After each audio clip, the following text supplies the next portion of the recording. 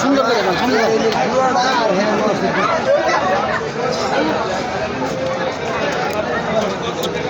বড় ভাই গরুর দাম কত?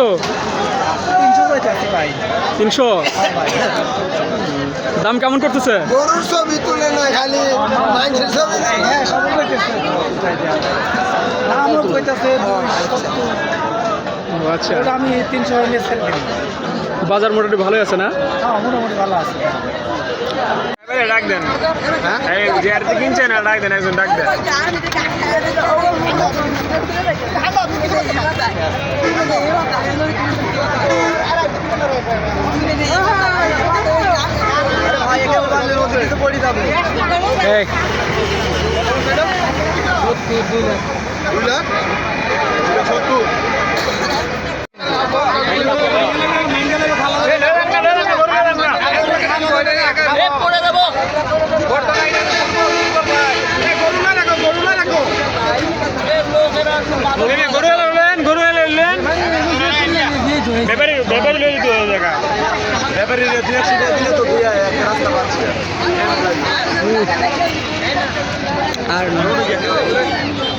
আর গরু ডাকতেছে গরু বিক্রি করছে একটা গরু লইছে ফেরে ডাকতে লই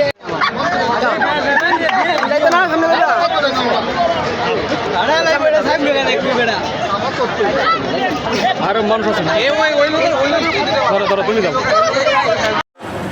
কি বড় ভাই, দেখলাম কুরবানি দেওয়ার জন্য হাটে যাই, দেখলাম বিরাট বড় একটা কুরবানির গরু কিনলাম। সারাদিন দেখলাম না আর কোনো কুরবানি দিতে আপনার।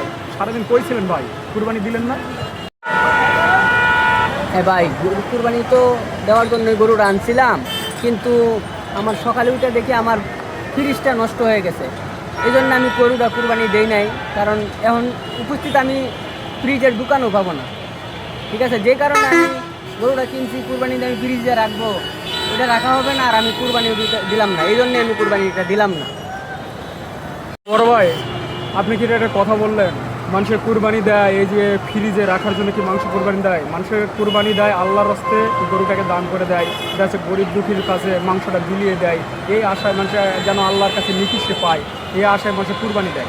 আপনি এটা একটা কথা বললেন যে আপনি কুরবানি দিবেন আপনার ফ্রিজে রাখার জন্য।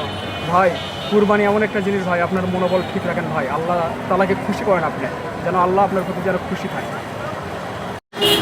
বড় ভাই, কথাটা তো ঠিক বলছেন, আমার চোখ খুলে দিয়েছেন আপনি। আমি কালকে সকালে ভোরে উঠাই আমি আল্লাহর রাস্তায় কুরবানিটা দিয়েই দেবো, ফ্রিজের চিন্তা আর করবো না।